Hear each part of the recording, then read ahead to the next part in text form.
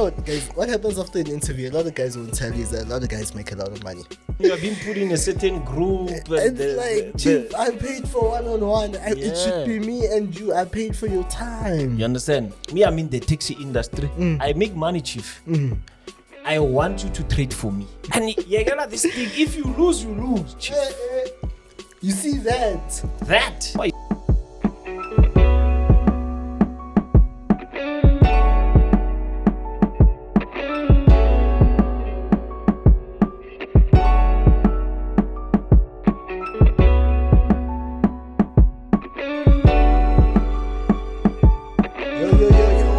What's up, guys?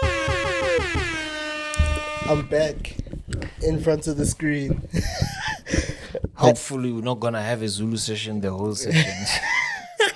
Our boys back from KZN. Yeah. Oh, yeah. Yeah, back from Durban, guys. Even last week, I think yesterday's, I don't even know what day this day, but the most recent episode we had was amazing. The crypto one with Samuel. Yeah, people really loved that. I think there was so much knowledge that people needed to grasp on that, and I think that's very important. Very much knowledgeable. Yeah, Bilanga. Anyway, it's Nqobile Tembane from Top Traders South Africa. I'm not sitting alone. I'm sitting with my amazing co-host, the current president of the Republic of South Africa, MJ Givens Kgasi. Yeah. Campaign is coming soon. Yeah. It's voting this weekend. This coming weekend. It is voting. Yeah. Today was Influx. By the time you guys are watching this, obviously we do shoot way before. But you guys know that, people actually know stuff, MJ. There was a guy we actually had on for an interview. Amazing story. He made 1.2 million rand from course sales via TikTok. I can't wait for people to see that interview. But yeah, anyway. 1.2 million. Mm-hmm. From selling courses. Yeah, TikTok. Wow. Via TikTok. Wow. And he's catered for a niche, Zulu. He's teaching in Zulu. Oh, wow. That's so smart. I wouldn't be surprised if he votes for MK. And he tunes in every single week. He's here with us. Wow. Shout out to you, man. Shout out to Jackster. Shout out to Jackson. Remember the DM you got as well? Oh, that's the same guy. Same guy, yeah. Man, why didn't I know that this guy is killing it, Jackster? It's Kulumile Mina now. I'm the one who made sure you're on this platform. What's a keep it tight? Yeah. Wow, shout out to him. Sorry to interrupt today's episode, but I need to tell you a few things about Octa today. So guys, it's really important to be with a broker that has great trading conditions, and Octa has transparent trading conditions. Zero swaps, no commissions at all. This is what you get from Octa, which means more profits in your pockets for you. Fast deposits, withdrawals with various options. Deposit funds securely in 1 to 2 minutes and get your profits in 25 minutes, right just when you need them. With a minimum deposit of $50, but if you're using a Visa card, it's only $25. They provide a wide range of instruments, 150 plus stock assets, 30 plus crypto assets, 35 currency pairs, metals and indices for you guys to be able to trade. Also, we're giving you guys 100% deposit bonus when you use the code TOPTRADER. Trading made clear. Trading made clear with Octa. Yeah, no, Durban was so good. Durban was amazing. I really enjoyed my time out there. It's very different to what we see this side in Jozi, Pretoria. The people that side are relaxed. It's more laid back that side. It's more private life kind of thing like that. Everyone's minding their own business. Everyone's doing their own thing, which is like, okay. Oh, we like this. Maybe a little bit of more. People are not trying to road and clicks. They're not trying to, do what the Praetorians and the Joburgers. This is Joburgers, yeah. Yeah, no, but that was really a great comparison to be that side. Yeah. And it was really relaxed that side. I really enjoyed myself. Mara angikhulumi isiZulu namhlanje. A big shout out to Broski of ours, Lake. A big shout out to everyone who came through. I went to Kwamashu. Oh, okay. Yeah, so Linyama, I went to go eat meat. Yeah. At where was it? Wise Man. At Wise Man's car wash there. Wow. Yeah. Inyama nephuthu. Actually, interesting. Apparently, there's 3 stages of pap. Okay. In KZN. There's a soft pap. Yeah. There's the normal pap. I think it's normal. And then there's putu. Putu is the last stage. And then the normal one is called hard pap. Okay. And then the soft pap. So we had soft pap with... You had all? No, we only had the soft pap with vors, and which was weird because it felt like we were eating porridge. Porridge. Porridge. Yeah. With meat. So that was really interesting. Why can't most Zulu, like the core Zulus, they don't pronounce R? Porridge, Leng, Kamala. Starting to sound Chinese. Yeah, because I know I have this good friend of mine. Every time I speak to him, especially in the morning, I perform in porridge. Yeah. Also, you had that with meat, which was a really weird combination. I will not lie; it was extremely weird. But I was just like, it's like having supper and breakfast at the same time. Yeah, but it's what the Americans do. You know those combos, the waffles and chicken. Oh yeah. Pancakes. What pancakes and what? There's a pancake combo that doesn't make sense as well. Yeah. It's just like pancakes and steak. Yeah. Yeah. And their pie is different. Yeah, extremely different. Yeah, so but the Zulus are really interesting people. We had so much fun that side. So much fun. We got to chill, break bread with the traders that side. That's nice. Man. The likes of Bojack Star. Literally, it was so nice to have a conversation with people actually watch the show week in, week out. Yeah, Nqobile Tembane. No, that's the Kgasi. He's moved out of the hood. No, I'm saying you guys going to Kgasi and have the... there's 2 different groups actually. Because there was one group that took us to Kwamash, and then there was another group with Jackster and his... I think it was his brother, if I'm not mistaken, where we sat down and we kind of just chilled, that's nice. It's just vibes. Kgasi is always amazing in terms of the cuisine, man. Yeah, that's true. I enjoy Kgasi stuff more than what we're eating. Yeah, I know that. You know that, right? Yeah. I enjoy it. Every time I go back home, I'm always excited about what I'm with. Patlo. Here it's kota. Yes, kota, yes. In Pretoria, it's patlo. Mancinga, Mkhodu. It's yeah. Story of our lives. Yeah, anyway, while we were out there, you've been busy. You just had an interview drop. Yeah. Pusha, how was that? No, it was great, but it was too short. Yeah, no, it actually was short. I say it was short because as of late, we've been having the interviews I've been doing are much lengthier than what they used. Because I think back in the day, we used to do like 30 minutes, for the most like 45 minutes. Now it's like we're having to cut back on the conversations because it's just like there's so much. There's so much. But that 50 minutes is not really short, MJ. Me. Come on, buddy. For me, 15 minutes, we speak here. We speak like 2 hours non-stop. We even have to have part 1 and part 2. Cut one episode into 2 parts. So, but it was nice. Pusha is one hell of a, good interviewer. And I enjoyed, spending some time there. Yeah. It was nice, but I would say it's a different market because most interviews I would have in the industry, it has to be about financial markets. So, there it's something different, a different audience, different response.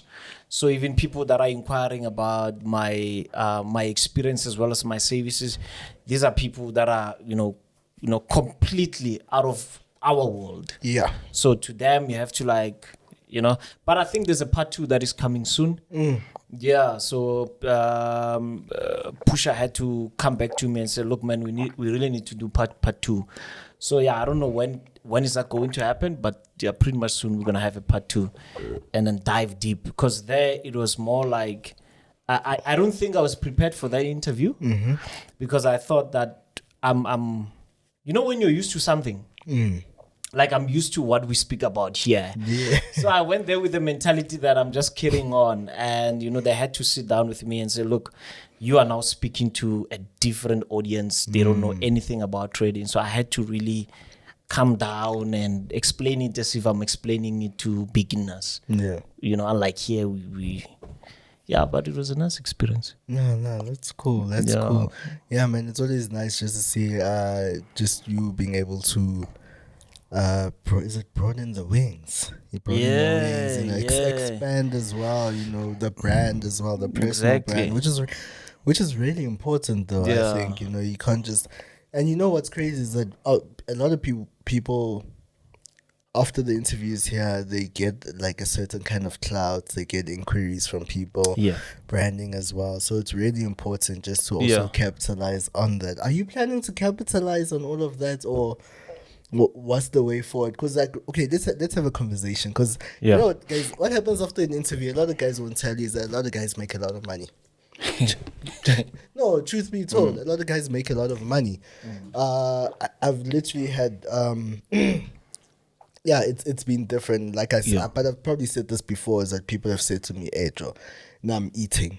Yeah, because of the interview. Yeah, true. My one-on-ones have spiked through the roof. People are inquiring and whatnot. Yeah. Which is the truth of the matter. The truth of the platform actually is what actually does happen. Yeah. You know, but what do you do afterwards with that influx of clients? Because now you're used to dealing with a certain level of clients. Now you got like a whole bunch of inquiries now. You have a whole bunch of inquiries now. I mean, like 10K plus views. I'm pretty sure. We're sitting on 12K now. It's 12 now.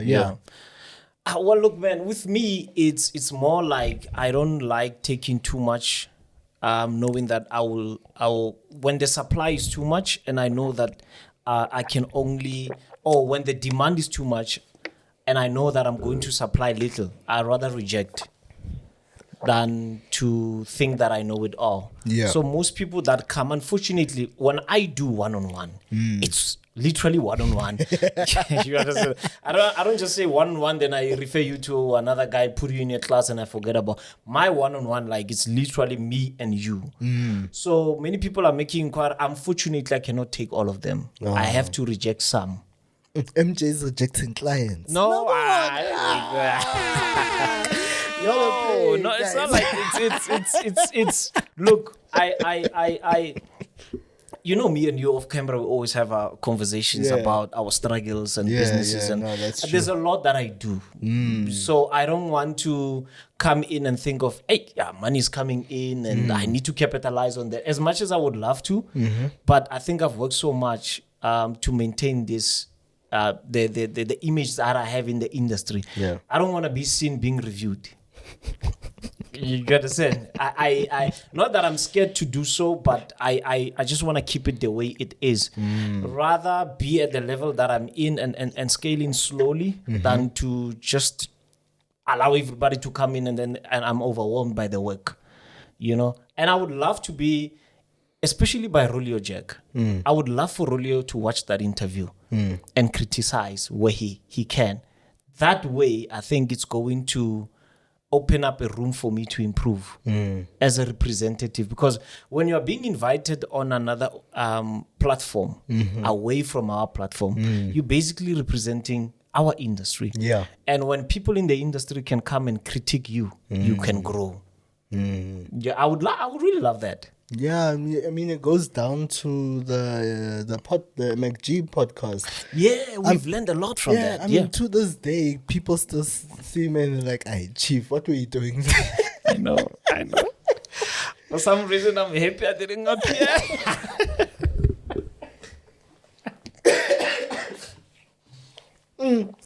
Yeah, I'm telling you. Yeah, even now, David, they were asking me, "It's like, hey, Chief, like, what's going on? What's happening?" It was giving something. In Zimbabwe.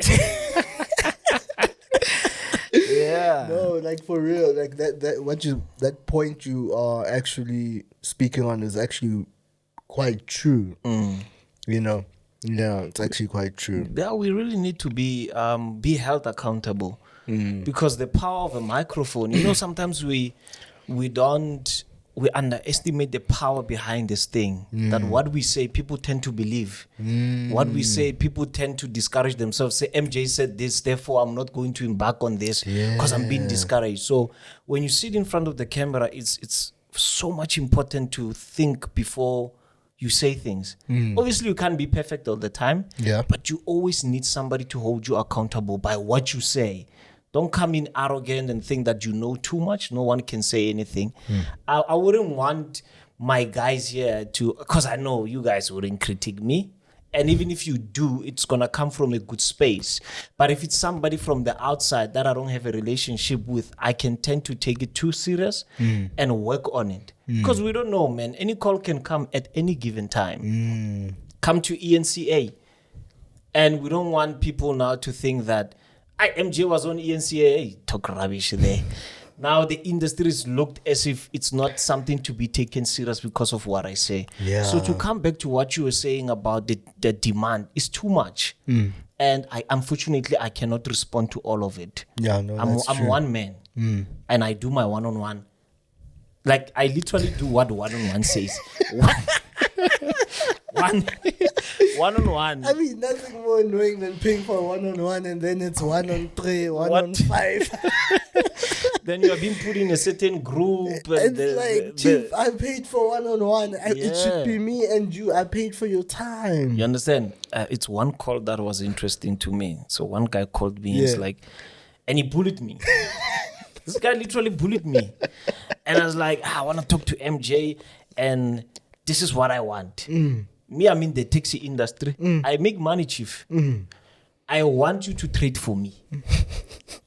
I wish I recorded that conversation. And I'm like, no, I'm not licensed to trade for you. I don't do that. And I think it takes back to our next topic, the FSCA.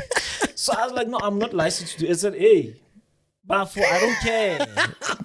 And I'm like, what is it that you want from me? I was like, I want money. Me, I want money. I want money. I want you to trade. And this thing, if you lose, you lose. Chief. You see that? That. I'm telling you, and I was like, imagine. And somehow I was uncomfortable. Yeah.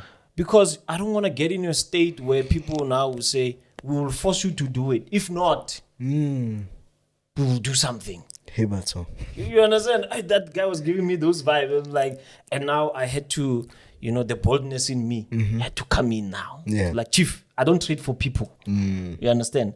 I cannot trade for you. If you want somebody to trade for you, I don't know. There are a lot of us in the industry. Maybe keep on searching. Maybe somebody will do that for you. So you get different people that are coming in, and I've noticed how when you deal with a new audience, and now I see why a lot of scammers are jumping from one platform to another. Yeah, so let's go. I'm going. May I have a sip? Let's go. As long as you've called them scammers, motherfucker. Look, I didn't mention it. I'm just saying, in any, you need to ask yourself that Tembane this thing. Not only in our industry. Why do you think musicians are going from one podcast to another? Okay. What is it that they're getting from other podcasts? Why is it that some business people, they don't want to be seen in certain platforms? You understand? Why is it that you see certain traders, they want to be in every platform? Because for them, it's not about what they say, it's about how they market their brand. You understand? So I didn't go to be a Pusha. Yes, it was an opportunity to showcase what I have. And possibly, engaging a new audience, which I'm grateful for, because my YouTube channel now is going for 2K. You understand? I'm very grateful for that, But I didn't jump in there just because, I'm grateful for the experience, I'm grateful for the growth, but I didn't jump in there so that I can get sales. And that's how I feel sometimes when people come into our platforms. This is a nice platform to be talking about what is happening. And when we engage, it's better to you know how we feel, man. So sometimes it feels like it's a marketing interview. Yeah. You understand what I mean? So we shouldn't jump into platform. Let's jump into platforms because we have something to say. Mm-hmm. Yeah. Yeah. So yeah, I enjoyed my time with Pusha. Man. We kept on pushing that. And I might be jumping into dropshipping business. Oh, yeah. Because I have a challenge with Pusha. Mm-hmm. She's going to mentor me into the dropshipping. Oh, and then I mentor, in trading. And yeah. Yeah, I know this so be Pusha like from I think COVID days, especially COVID times. I think it was quite a prime time for online businesses. Yeah. To make money. I know we made a significant amount. It wasn't that much, but it was more than it was quite a huge growth percentage from what we were used to during COVID. You know, part of me is always like, you know what? I was told not to. You're told not to add. Yeah. Guys, we apologize for last week's episode. There was a piece where we had to cut out there because we were speaking about a particular topic and somehow we said the numbers were cooked. So now I was reprimanded. I'm like, Chief. Yeah, you were being called at the office. The bosses were like, never again. Now I'm going down that line. Yeah, I see what Yeah, so don't do the same thing, man. We don't want to be reprimanded again. Yeah, but it's all well. Yeah. What else? Obviously, you actually segued into the next topic, the FSCA. Obviously, the FSCA speaks out about copy trading and signals. Been waiting for that. I have been waiting for the longest of times. No, but let's be honest now. Signals, if I stand to be corrected, is a multi-million rand industry. Yeah. The act of selling of signal services has become a multi-million rand industry in South Africa. Yeah. I don't know. It could be much bigger. It could be in the hundreds of millions abroad. But it is a massive industry. Why do you think everyone is running to sell signals? Because there is so much money to be made there. You hear about the figures spoken from people. People are making 2.4 million. People are making 600K, 200K a month. What. And this is like just individuals here and there. On a monthly basis. Yeah. And these are the people, these are the numbers we know. Yeah, we know. Exactly. Think of the numbers we don't know. There's so many more people that we don't know about who are making so much more money from signals. Yeah. And I get it now. It has caught the attention of the FSCA. It had to, without a doubt. I mean, I was listening to a story yesterday about copy trading. You see, the one of copy trading is still, we will get into that one again. But of how, a person lost quite a significant amount of money. And we're talking millions. From copy trading. Copy trading. Yeah. Millions. But yeah, we're going to get into all of that today, guys. Obviously, the FSCA, we're a bit late on the topic. On the 8th of May, podcast was dropped there by SAFM with Jimmy Mohala. It's Mohala. Moyaha, not man. It's Moy. Moyaha. Yes, Moyaha. Yeah. Yes. With Gerard. Yeah, Gerard van the vendor from the FSCA. There, I think this is a conversation that I think, like I said, the signal industry has become on its own, separate from trading, separate from other courses and whatnot. We already know courses. People have milked that. That's a multi-million rand industry. And there's less demand now. Yeah, much less demand. People are not interested in knowledge anymore. No.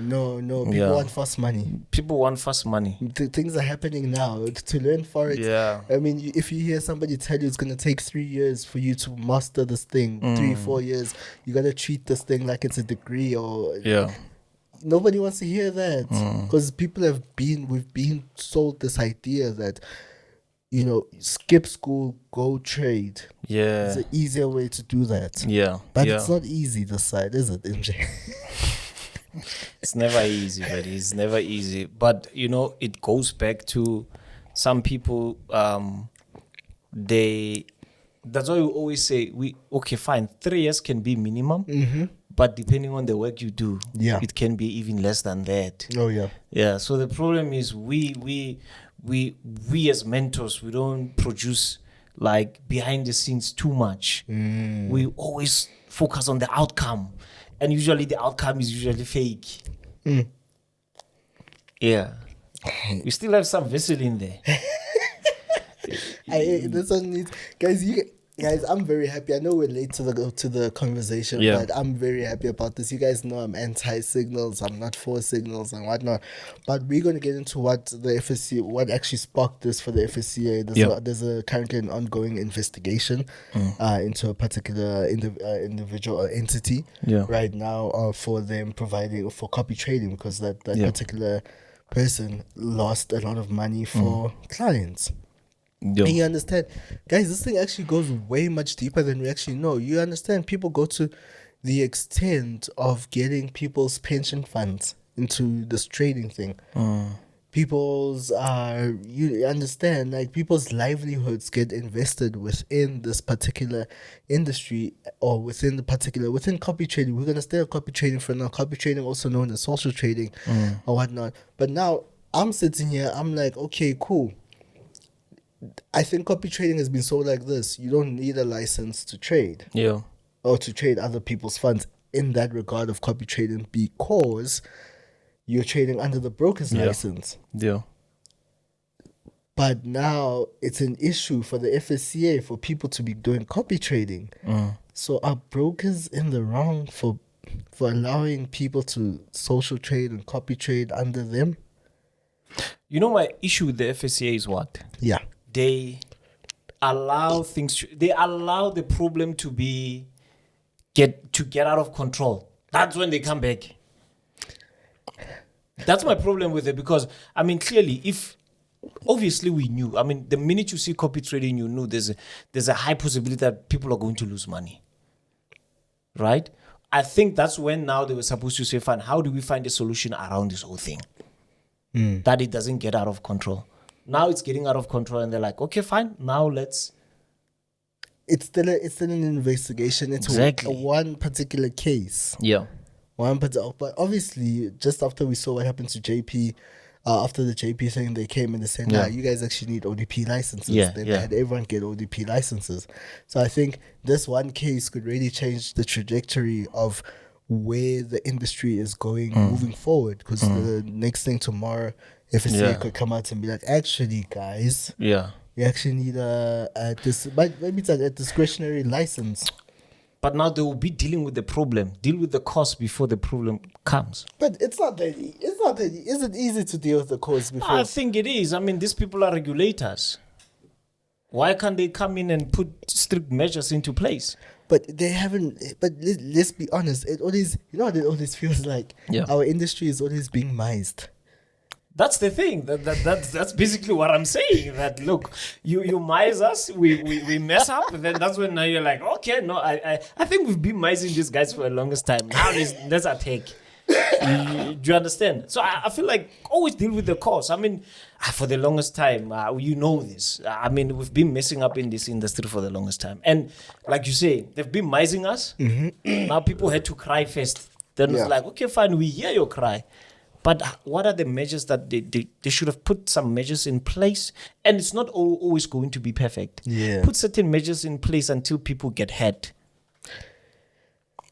Simple. Yeah, but there's a reason why they say you need a license for a gun. Yeah. Before you purchase it. Yeah, because some stuff happened, right? Yeah, some stuff happened, but you still find... some stuff. But do we really need to... Should we be a nation where we need things to happen for us to start taking things serious? That's my question. Look at and may the souls of all the people that lost their lives in the George Collapse building in the Western Cape. Yeah. Look, there have been two 2 complaints already. No one did their job. Now people are lying under the rubble now as we speak. Families are crying now. Yeah. Did we have to wait for this now?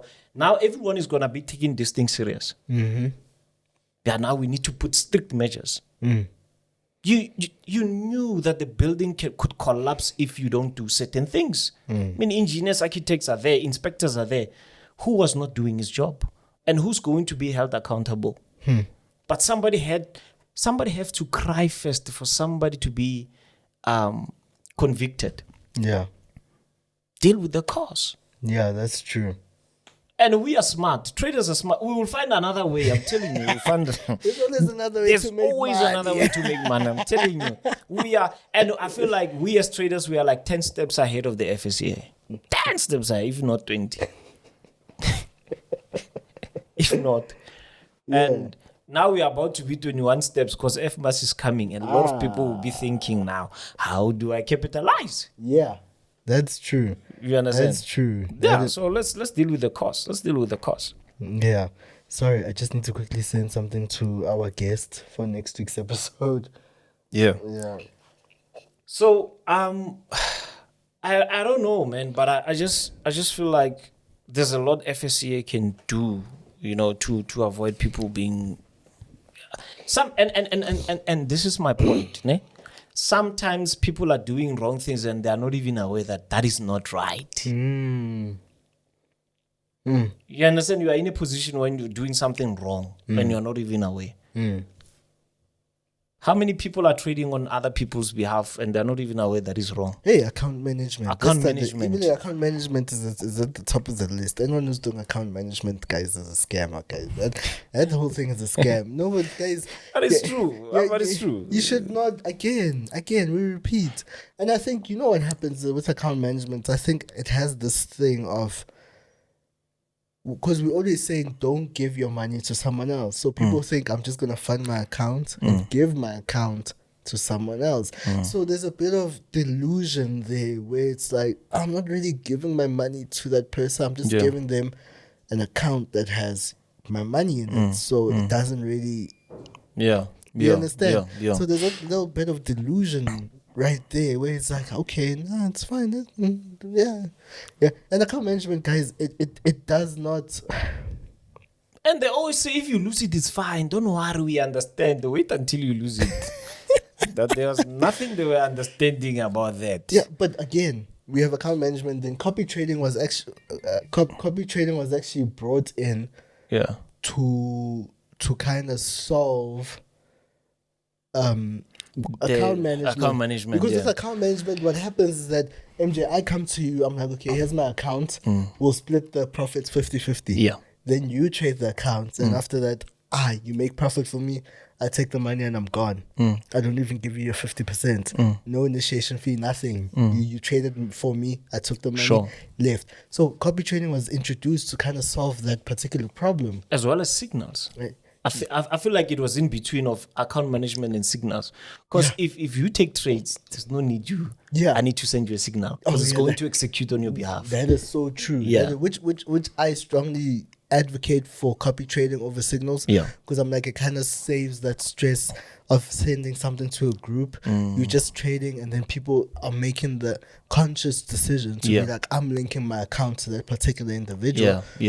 Regardless of their risk, regardless of how they trade. I like this person. This person has sold their brand to me. I like the brand and I'm willing to buy into that particular brand.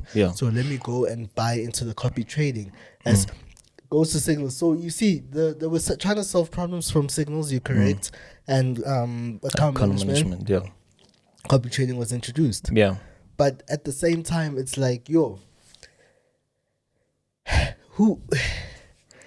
I don't know, people are so reckless out here because account management, guys, was solved sharp. Now stop doing account management. But unfortunately, people are still very actively doing account management to this day. A lot of people.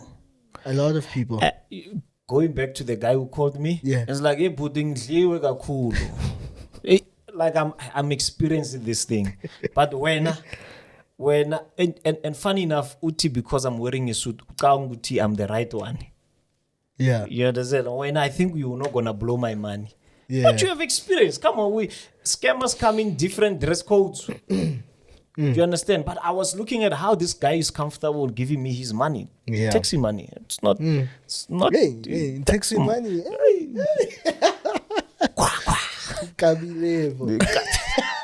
I don't want to go there. Like, yeah.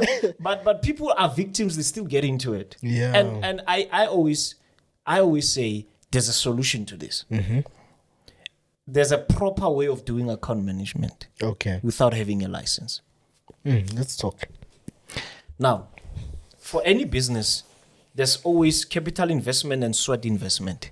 So you bring forth capital, I bring sweat. Sweat comes in the form of skill and administration.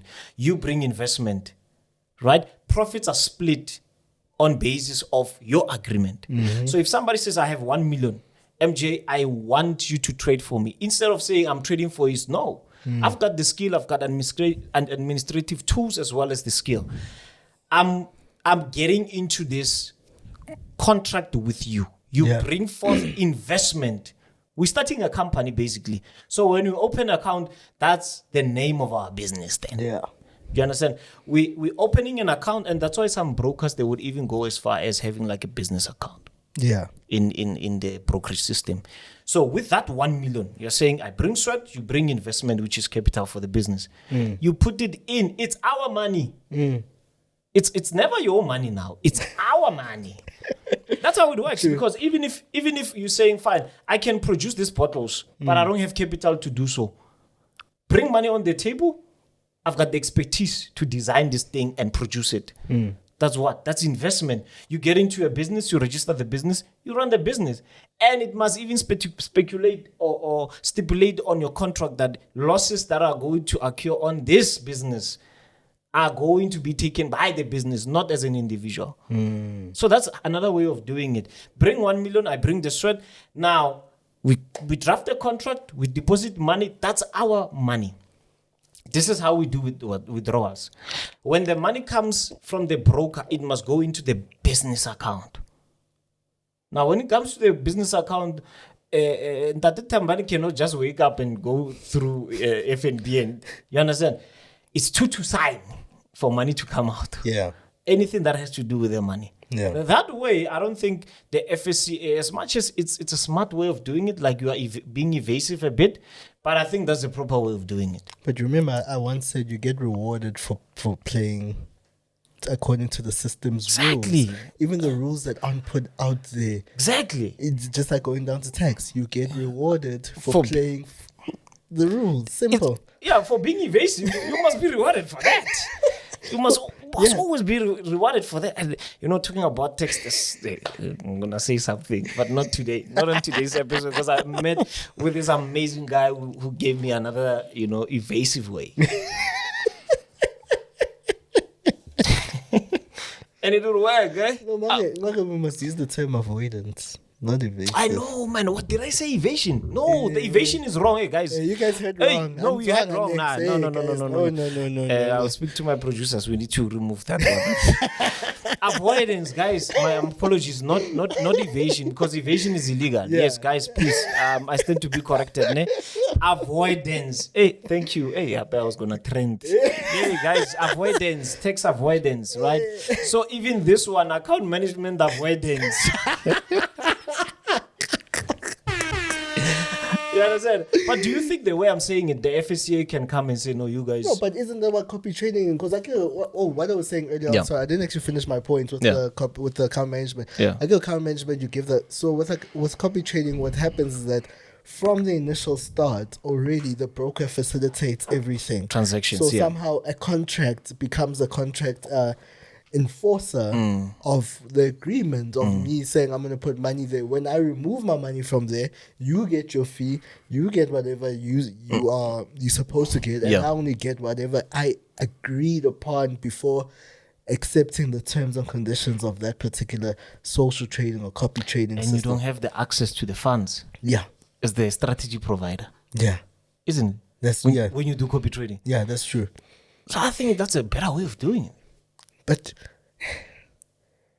if they say the way in which copy trading is done is not. We're going to. No, but you see, I think the issue is that it's also like ma'am. I care there's ma'am and Pam and whatnot. So I think the issue now is not particularly the copy trading and the social trading. It's not really that. I think the issue is the people who are doing it. I don't think it's a particular setup of, because right now it's a matter of MJ. People are losing so much money. Remember I was speaking earlier on about people are losing scary amounts of money. Their pensions and whatnot, because everything is being taken to Jack from down the street. I you Jackster, man. Taken to every Tom, Dick and Harry down the street.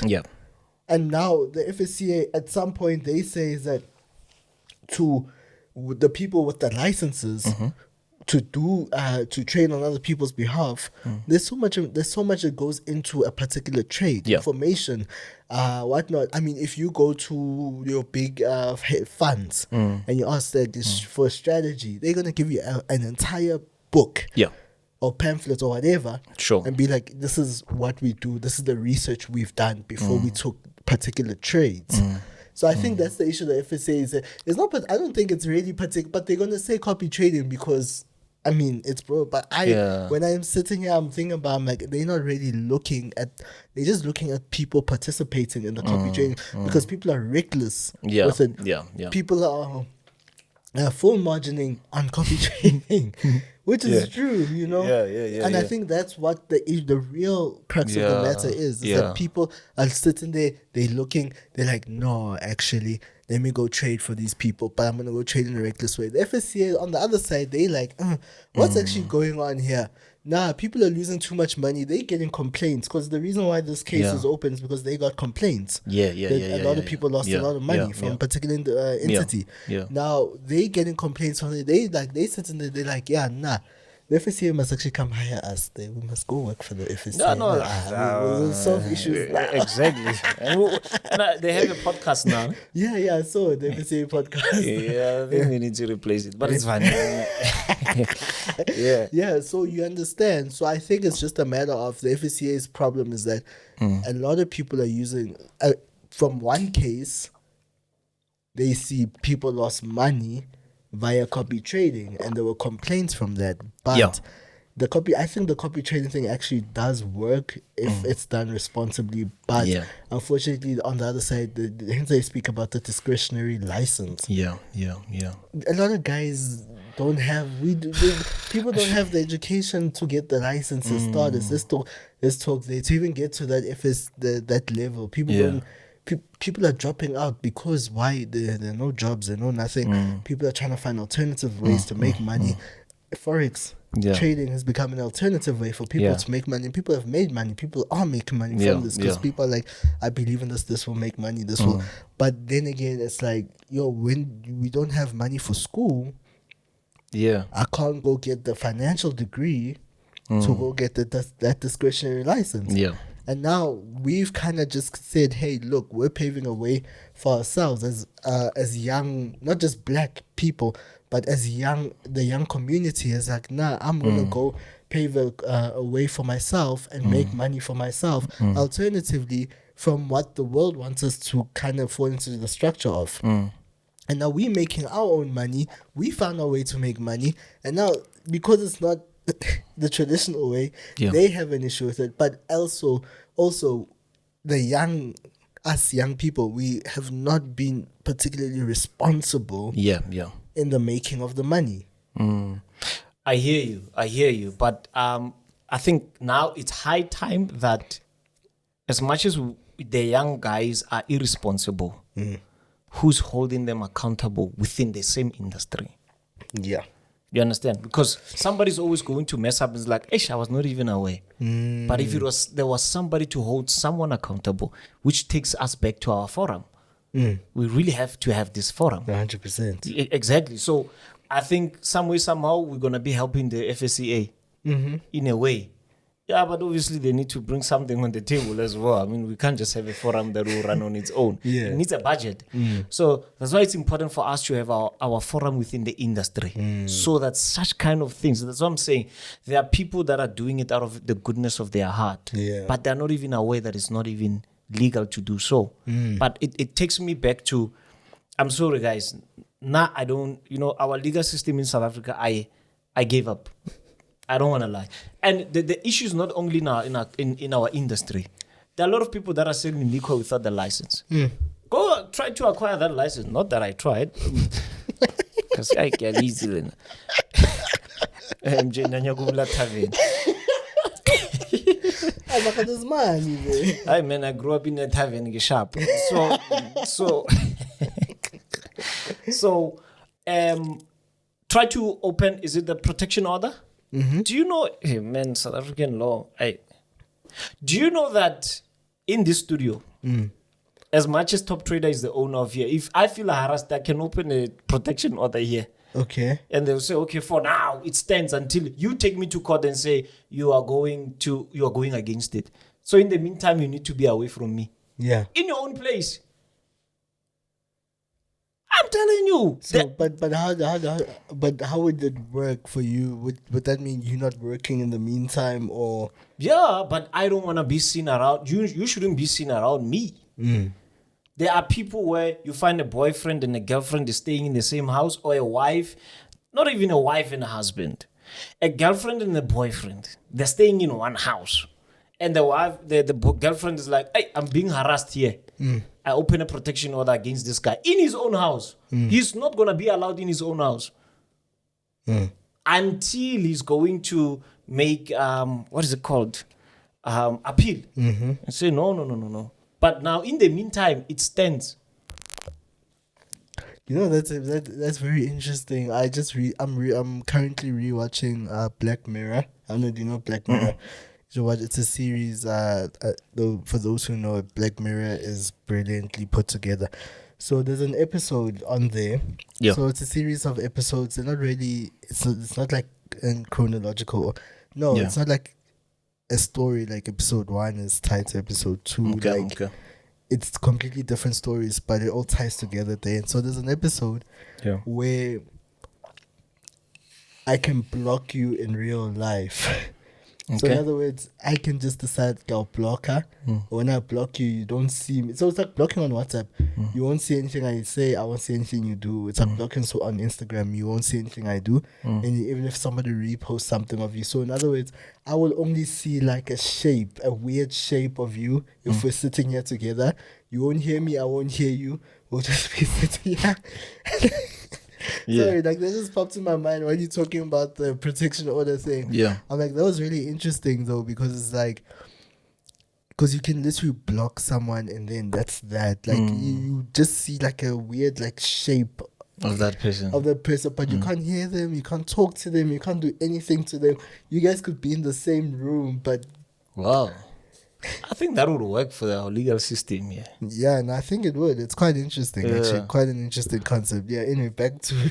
So FSCA is part of... I mean, it's a South African regulatory system. So, I don't know, man. I don't know. I keep on saying our legal system in South Africa, I keep on saying, and I don't have unfortunately, I don't have a solution. Maybe if I become president, maybe.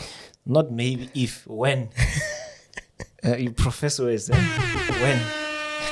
So it's unfair to a lot of people in that time, and I'm telling you, there are right now. Go to a police station and open a case that you give somebody 50,000 to trade for you. The first thing they're gonna ask, what is Forex? Why did you give him the money? What was that all about? Oh, okay, sharp. We've opened a case, and do you know how many cases are being opened in the police stations? Lots. A lot of cases. Lots. A lot. But nothing is being done. Nothing is being done. So there's a lot of unfairness in this game, unfortunately. And every industry, I kid you not, it's our industry, the retail industry, people are complaining and people are not being heard. I think South Africa needs to be creating an environment where people are heard, especially victims should be heard beforehand. Before they become victims, they need to be heard. Yeah, that's true. So how do we solve this copy trading thing now? Well, we have an avoidance strategy. That's number one. Yeah, no, but like I said, it really is a matter of. So the FSCA is saying, obviously, it's not just copy trading; it's signals as well, correct? Yeah. Because signals obviously and it's what we've been saying for a very long time. Signals are advice.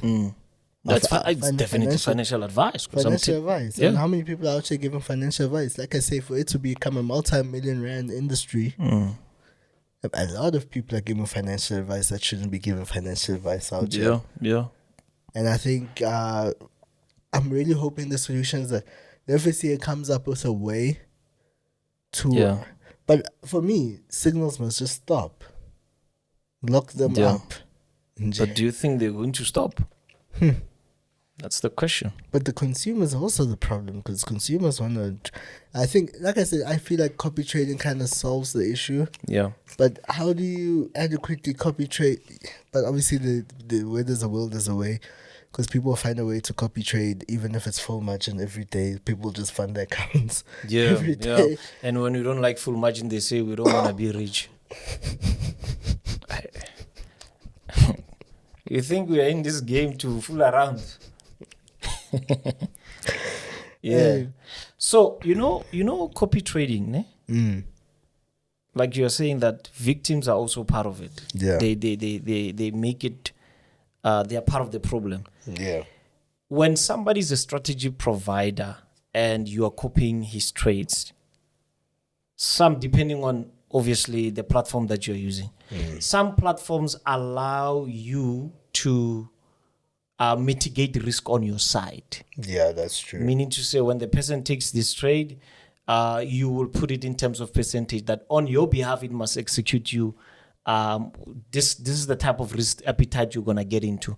But I mean, you can see somebody's losing like 15 trades in a row. The question is, why can't you stop copying? How do you stop copying somebody that is doing that? I mean, you can see this guy, 50% of your account is already gone, but you're still saying, no, carry on.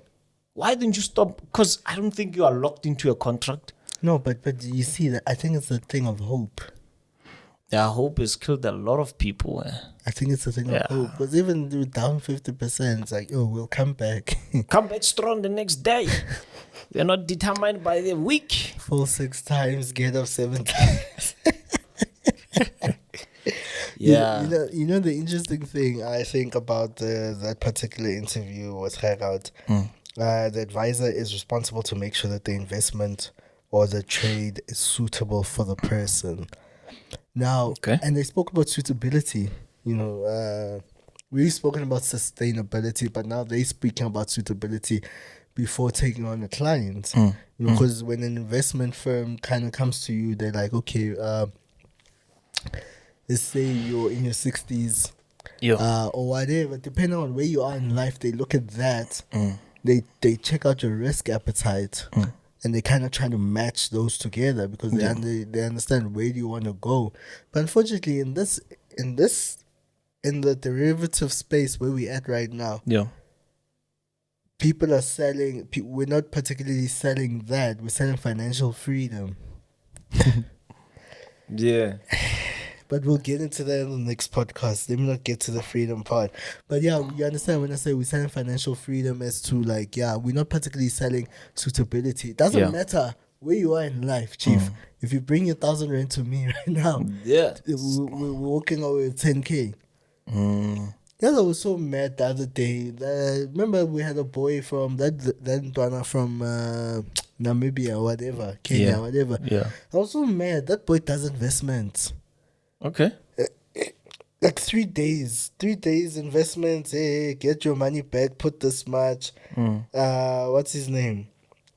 Like, I was so mad. Imagine you put in 300, you get 900 for 5 working days. Imagine. I was so mad when I saw it. It just hit me now. I was just so mad. I'm glad he never came on. Well, he should have come here. And we question that package. Don't know what's happening in Namibia that side. But no, back to what I'm saying is that obviously the suitability, aspects of everything. I think it's really important. I think that's what a lot of guys don't know how to gauge, is that people just take on any client. And I think that's what's killing a lot of guys, because we take on every Tom, Dick, and Harry. Like you say, you're rejecting clients right now. Yeah. But why? Because you're wise enough to know that not every client is good for you. Exactly. But unfortunately, people feel like, hey, clients, as long as I'm getting clients, that's all that matters. Yeah. That's all that matters for a lot of guys. As long as I'm getting clients, I'm getting money, and that's that. And it's going to catch up with you. Yeah, no, that's true. And you don't want it to catch up with you once you have now gained serious traction. Yeah. Now, one particular incident of one unhappy client. And it really just takes one, eh? Yeah, one no, it takes one. In fact, I have somebody in mind. You know, this is what happened. And I've been wanting to talk about this. Let's talk. So I had this client who came to me one time. Have I spoken about this? I doubt. And look, he's looking at the new watch. Hey, by the way, Jake got another watch. Another one. About a timepiece. Oh, yeah, I was being told, no, it doesn't move like regular watches. It moves like anti-clock watches. I'm like, yeah. Get timepiece. Get timepiece. So he's looking at the timepiece like, hey, Chief, with your story, be brief. No? Hey, guys. So I have this guy, he comes to me. He's working for an investment company. Yeah. I think it's Hollard or whatever. He comes to me and he's like, look, man, I need your one-on-one mentorship. When I'm at that particular time, I couldn't help him because I was busy. And I was like, maybe try month end. If I've got space, maybe I can accommodate you. So the guy's like, no, cool. I will come. Then month end he comes, then we start. And he was like to me, I have a problem. I cannot do one-on-one online, or if I come to the floor, I cannot make it during office hours. Okay. Can you make an exception to do one-on-one with me after hours? Maybe around 6 p.m., 7 p.m.? I was like, by that time, I'm usually not at the floor. I don't like being at the floor at that time because I know my style of trading. And during that time, I don't like trading at all. So I avoid being in the office. And I'm like, this one I'm going to charge him more because, now it's an inconvenience. But I looked at how hungry this guy was. He looked like a cool dude. I was like, okay, it's fine. I'm going to make an exception, provided that we're going to have a calendar. That on this day, I'm meeting you at this particular time. Spoke to the person that works at the floor to say, this person we are going to accommodate, it's a special need. Yeah. Right? Sharp. We start, we do whatever we do, we're going well. Then the guy goes AWOL. He disappears. From nowhere, I don't see the guy. He disappeared for like 2 months. Did he pay? No, he paid. He paid. He paid full amount. He paid. I don't want to lie. He paid. And I was like, I'm staying in Centurion, but I normally go to Northwest on weekends. So I was like, hey, and I was getting worried during the time he was quiet. I'm calling him, he's not answering. I'm WhatsApping him. He's not coming back to me. I'm getting worried. What is wrong with this guy? And I'm like, okay, fine, he will come back. Because usually think about it. For 2 months, you can't get off hold of someone, but when you call, the phone is ringing. Well, clearly, maybe this person is avoiding you. Because if there's something wrong, the phone was supposed to be off by now. Yeah, that's true. So he's keeping on charging the phone. So I measure these things, you know. So after 2 months, the guy comes back to me. Hey, MJ, I'm back. I'm back. You know? And I was like, okay, Sharp, you are back. Where were you? And I was like, I had personal issues and all that. And I was like, okay, fine, man, as long as you're okay. And he came in as a Christian brother. So at times, I would see him and we talk about Christian things, the Bible. And so I was like, hey, man, I'm glad you're okay. You're fine. So, and you remember my old office? Yes. This underground parking. Oh. You remember? The old one, not the one I'm in now. Yeah. So he was like, can I come over?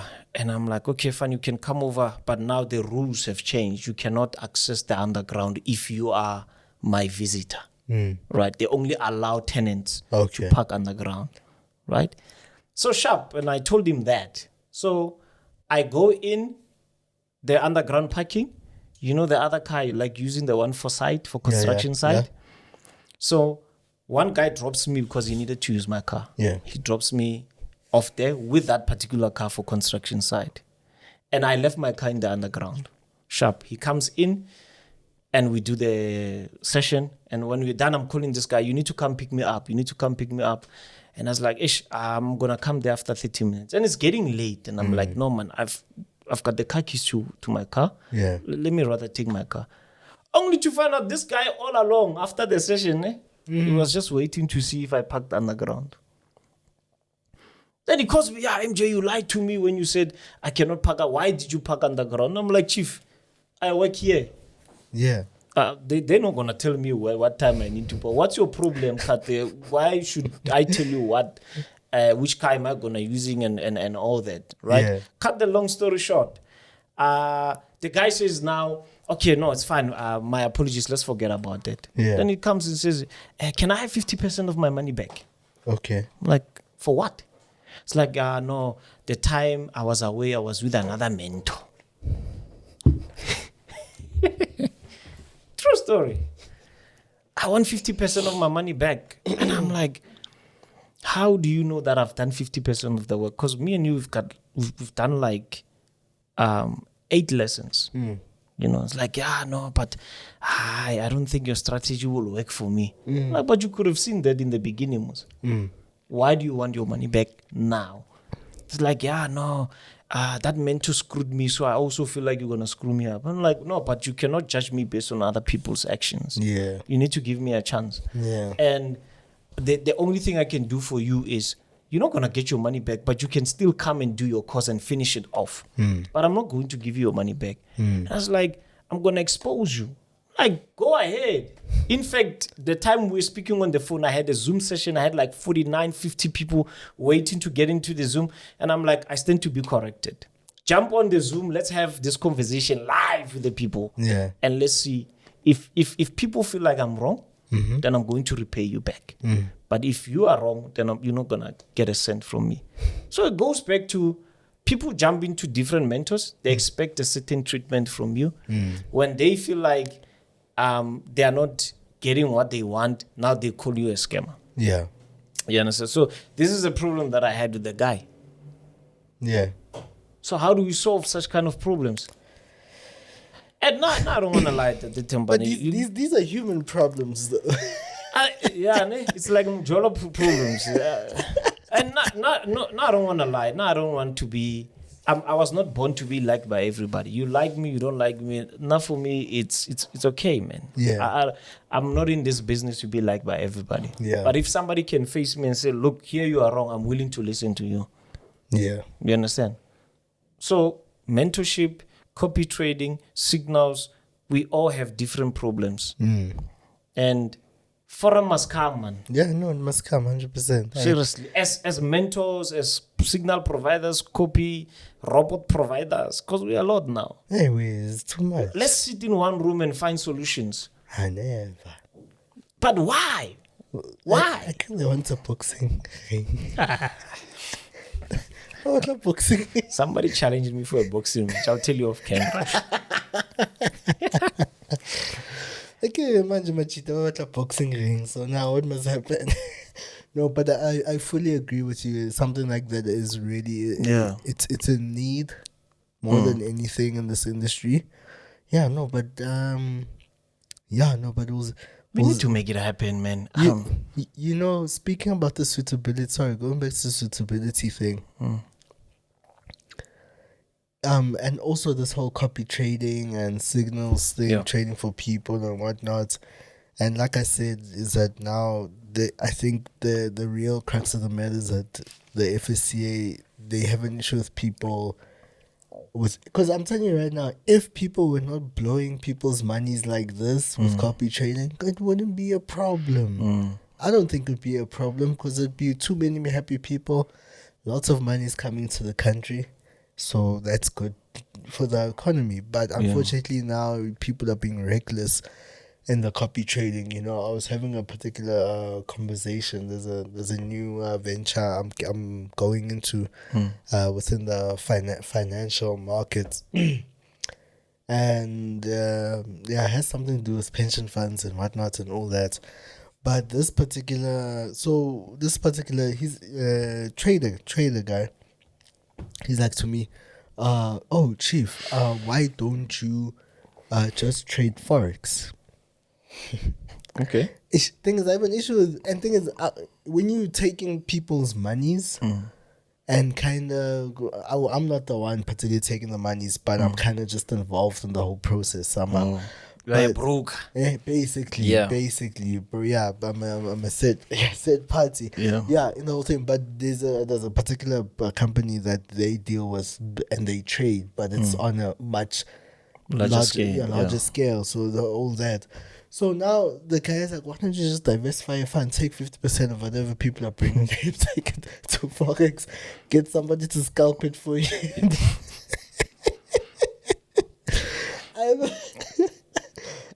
Traders are such a problem. Money brings ideas. Have you noticed? Yeah. Money. Oh yeah. When it comes in. Yeah. Have you noticed? Sometimes you never have ideas to do certain things. Once the money comes, you're like, yeah, I see it sitting there. Yeah, so I love though, because I get it. Yes, there's a thing of we have to use Forex to our advantage to make money, but then again, sometimes there's a responsible way of going about it, because I'm not going to take people's monies, because now you're talking about serious monies. You're not just talking about people's like, your 1,000 rands, whatnot. You're talking about serious monies. Now you're going to take that and go gamble. And that's what happens to a lot of guys in the industry. Guys find themselves in this particular position where they're like, hey, give me your money. We've had Isaac come on here speak about instances where he was given money from people, where he ended up owing people like so much money. And it's like, you find people like that's happening. And then you find them taking it to the Forex market and being irresponsible with that particular money. People get excited. People think that trading R1 million is the same as trading 1,000 rand. No, it's not the same. The psychology behind it is so different. It is so different. And when it's your money, it's the emotions are different from when it's someone, somebody bringing money on the table. And talking about that, let's go to prop firms real quick. Talking about trading other people's money. Yeah. I don't know. Let's be honest about prop firms real quick. Is the business model of a prop firm failing? Because the business model, from what we've heard from several people, is that the idea behind the model, the idea behind the prop firm model is that traders need to lose. So you've heard the statements that the prop firm is against you. And I've heard so many people who trade prop firms like, nah, they want us to fail. So that's how. So do you think that business model is failing? Because right now we are seeing prop firms getting shut down left, right, and center. Some of the popular, since my Forex funds, we just had another one, the True Forex funds. Yeah. Yeah. If it has an FF, one F stands for frozen. My frozen funds, True Frozen funds. The frozen trade.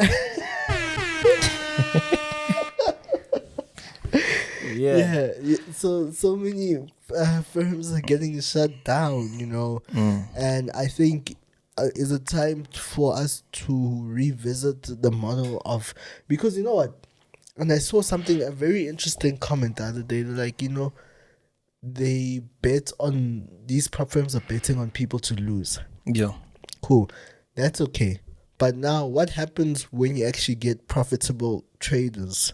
People who because now there's so much competition in the industry. Everyone's trying to outprice the next person, bring a lower bring a lower price. Now the industry becomes so saturated. Now there's so many people. Now what that allows is for an influx of traders to come in and be like, hey, let's go there and full margin there. Because guys are full margining profit accounts. Yeah, like no one's business. Yeah. You can't tell me people are not doing that. People are doing that. Yeah. If they can do it with their own money, what more? What more if they're not using someone's money? Let Allah. So Bombies in the next 2 hours, it's gonna happen. Yeah. So I know a guy recently was telling me that look, he can pass. He built an EA to pass challenges within a day. Done. You understand? So now I think the issue right now is that the business model, because it's like a pyramid scheme. It's not like, Mr. Tembane, it's a pyramid scheme. Some prop firms they are like other banks. It's a pyramid scheme, and there's no way getting away from it. It's a pyramid. Some prop firms, they are modeling. It's a pyramid scheme. They get into the business knowing that. Look, it's. The modeling is, and not all prop firms. Please get us right, guys. Not all prop firms. The modeling is like this. You have your, should I call it the admin fee? Mm-hmm. The challenge fee. You pay it. If I've got 100 people or 1,000 people paying that amount, I've already started a business. Yeah. Then what I'm going to do is, the only thing that I'm going to do is that when I give somebody a challenge, they pass the faces. I'm just going to write the real, knowing that it's not even real money, it's a demo money. Yeah. Then when eventually they make profits, I'm going to take from all those admin fees and pay. You understand? The only problem comes if there's not enough demand. If you don't have more clients coming in with those admin fees, how are you going to pay out? So it's a pyramid scheme. Yeah. But the most powerful pyramid scheme I know on this planet Earth, that is heavily regulated, is banks. I think by now we all, if you guys know, you know. If you know, you know. Banks, it's the same thing. If you know MJ, you know. It's they make me angry. These banks, they make me really angry because it's not the money they have. Yeah. So it's the same modeling. Yeah, but you see that exact model. When does a pyramid? When you look at the history of pyramid schemes, when does a pyramid scheme fall? When too many people. Mine. 7, 8. What's happened? I don't know. Jay just asked me of my shoe size. Hey, I don't know. And he's on the phone. I wonder. But I left my wife at home. Okay, fine. Let's. Yeah, is that when pyramid schemes obviously are built to fall. Yeah. So now when like we're talking supply and demand. Yeah. What happens is that when the demand kind of fails, now all of a sudden the supply comes a little. I got it all wrong. But what I'm saying is that the moment people start making money and they start full margin, because right now, if we say you have 1,000 clients, but you have 100 clients who are full margining the thing, those admin fees are gone. Immediately. Gone. You're bankrupt. Because when you look at the true Forex funds and my Forex funds, those are two different stories. Mm-hmm. My Forex funds was because of regulations, the United States. Yeah. True Forex funds, true for frozen funds, or true for gone funds. They say they got bankrupt. Yeah, because I think at some point the CEO had posted that they have like 300 payouts they haven't paid out. And he saw this coming. More like FTX. Yeah. No, true. So technically the money wasn't even going to... Yes, I don't have it because now it's called simulated trading or whatnot. So I don't have an issue. I've never really had an issue. Trading the demo. Yeah, trading the demo. Yeah. The money not going, or your trade's not going to straight to the live market. Yeah. But now this is where you start to see the cracks. Yeah. Where you start to see now there's cracks there. Like exactly. There's problems here in the whole the design. And they can see it coming. Don't you think so? Yeah. But it's what you were saying earlier on, that meta quotes is expensive. Yeah, it is. It is. For brokers, it's as much as meta quotes is expensive, but the demand is enough for them to be handling those fees. Yeah. For these guys, remember, they are depending on this once-off thingy. You understand? There's not more money coming in, of which with brokers, it's better. No, but I think now there's a profit split, though. You're dependent on your But remember, it doesn't traders. exist. Remember that the money doesn't exist. Remember, with the broker, I put in $1,000, I blow. Yeah. Let's say it's a B book. Yeah. I blow. It belongs to the broker. Okay. I put in money again, I blow. But now with the challenge, I put in $100. Mm-hmm. If I blow the money that didn't exist. You are only left with $100.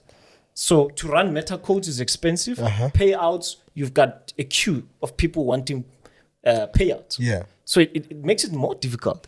But they can see it coming. Are you aware that the CEO of, he's now private on Instagram, the CEO of True Forex Funds, he posted something 16 hours before shutdown. And I was like, it's a new week, it's a Wednesday, let's kill these things.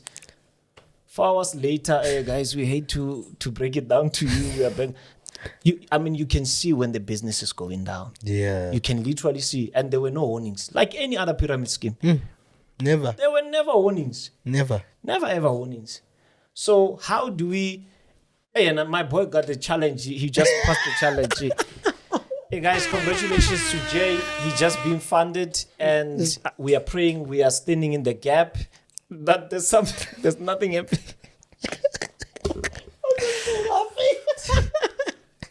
You know I got your back, Jay, right?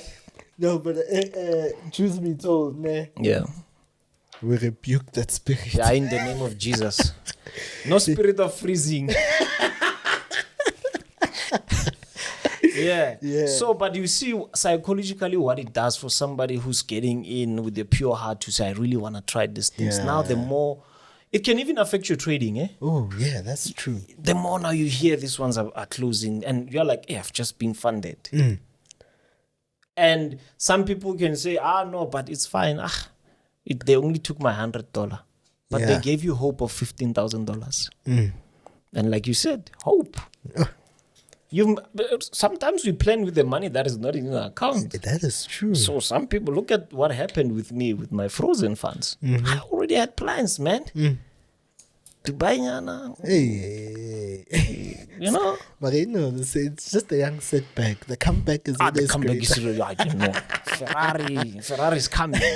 But the truth of the matter is we make plans with these things and they tend to like affect us when such things happen. Yeah, but all this goes, that's true. Those are facts. And I think it's human nature. Yeah. For us to count count your blessings. No, the eggs one before the hatches. Oh, yeah. I don't know. I forgot how the phrase go, but you were counting your chickens before the. Count your eggs before the hatch. Yes, don't count your eggs before the hatch. Yeah, so I think it's human nature for us to do that. I think we cannot, and I think somehow we cannot separate ourselves from that because, look, you look ahead. We're always looking ahead to a brighter future. It's what we see. It's what we all hope to see, and I think it's something that we're always being encouraged by mentors. Now, guys, don't do this, don't do it. But emotions are, come on, it's money at the end of the day. It's tied to my emotions. It's tied to the fact that, but yes, we encourage the management of emotions, the management of your expectations, the management of your hope. And we are built like that. But I don't think that human beings were meant to live without hope. That's what I'm saying. I think we are built like that. Yeah. From the Israelites going to a land they didn't know. Yeah. It was all hope. And they had to soldier on. Yeah. Until they arrive. Imagine if Moses says, hey, Gadala, guys. You can imagine. You see. So I agree with you. We are built with this. And hope also produces creativity. The minute you know, okay, this side, I'm covered. You tend to be creative in other things, knowing that. But when it breaks you down, I don't want to lie, man. My frozen fund thing, it really blew me. Yeah, can you imagine? Because there are people that have advised based on my experience with the prop firm. I never experienced any bad thing with the prop, you know. And when people come, which one are you using? And I was like, I'm using this one. And so it's like what I was saying to Jay off camera before we started. We was like, okay, fine. Now you know you need to have at least different prop firms, and by the rate they are closing, cannot close in a day. I think the signs, it's hard to pick up on the signs because we're told we're supposed to be focusing on trading. Now you're gonna be on social media all the time because you don't know which one's next. It could be the one that you're using, but you are currently closing yourself off because you want to focus on the skill, on the craft. But unfortunately, you're being sent back to social media to go see what the latest gossip is about the prop firm that you're trading at, and you're going to spend extra time instead of bettering yourself. Now you're going to spend extra time on that other side. And they're good at using big names for advertising, eh? Yeah, no, they are, eh? The minute you see, it's like brokers. Simple. They sponsor Manchester, they sponsor Real Madrid. They're within. Yeah, no, I done. So, man, it's... But, okay. Yeah, no, I get you. Yeah, but I don't know, man. Now, let's hear from you guys. What do you think? What do you think? I don't know. It's been a good one. It's so nice to be here again. I feel so rejuvenated. Yeah, welcome back, man. But it was just a week, honestly. We're already... Yeah, but always when you come back, you always look different. Really? Especially Jay. Yeah. Even the wrist looks different. Man, it's huge. Huge. Yeah, but guys, see you again tomorrow, FMAS, eh? Oh, yeah. If you want to check us out, we'll be there at FMAS Day 2 tomorrow. Yeah, no, Day 2, is it Day 3?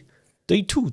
No, Day 3. Oh, yeah, Day 3. Day 3. Yeah. Let's see if there's even time to watch. But yeah, guys, we love you guys so much. We trust me. I think I'm gonna put this out there. Jay might not like what I'm about to say. Yeah. He says, "Go ahead. I thank you." Yeah. I was gonna have the meeting after this. Yeah. So we will be doing I think a double special episode. I think next week after post FMAS. Yeah. Because there's episodes that we need to release, but also the FMAS things also like it's a separate event. So I think we'll just see how we do that. We'll be giving our analysis after each day of what happened at FMAS, who spoke, whatnot. Yeah, I saw some speakers there. I laughed, but it's fine. Hey, man, don't even go there. I love MJ. Why weren't you there? I thought we had the conversation. Yeah, man. By the time I was applying, I don't know what happened. Unfortunately, I couldn't be. I don't know what happened with the application. For some reason, I tried applying and it kept on rejecting. Yeah, but hopefully next year. It's going to be different. Next year it's going to be super different. It's going to be super different. No, but I'm looking forward to it. But if they cannot accept us to speak, then we create our own. That's what we do.